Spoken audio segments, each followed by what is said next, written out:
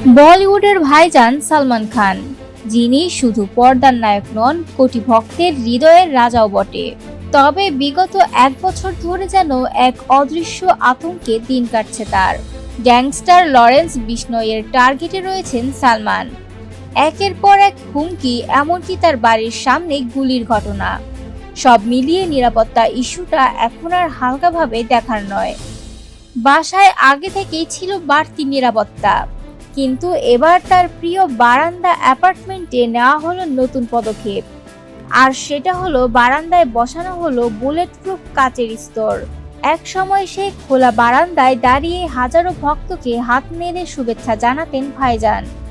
এবার সেই দৃশ্য হয়তো আর দেখা যাবে না, কারণ সেই বারান্দাকেই ঢেকে ফেলা হয়েছে ভারী সিকিউরিটি কাচ দিয়ে। শুধু জানালা নয়, এর আগেই বাড়ির অন্যান্য অংশেও বসানো হয়েছে বুলেট প্রুফ গ্লাস। বাড়ানো হয়েছে নিরাপত্তা টিমের সদস্য সংখ্যা।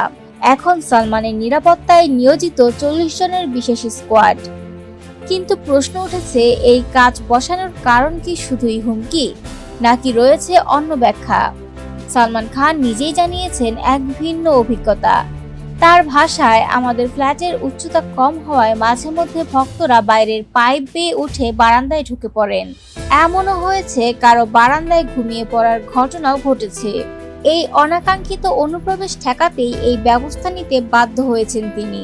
তবে হুমকির আশঙ্কা একেবারে উড়িয়ে দেওয়া যাচ্ছে না। সম্প্রতি তার ঘনিষ্ঠ বন্ধু ও রাজনৈতিক ব্যক্তি বাবা সিদ্দিকের রহস্যজনক মৃত্যুতে উদ্বিগ্ন মুম্বাই পুলিশও। আর তাই নিরাপত্তার খাঁচায় বন্দী এখন সালমানের ব্যক্তিগত জীবন। ভক্তদের ভালোবাসা বর্ষণের সেই চেনা দৃশ্য হয়তো এখন শুধুই স্মৃতি।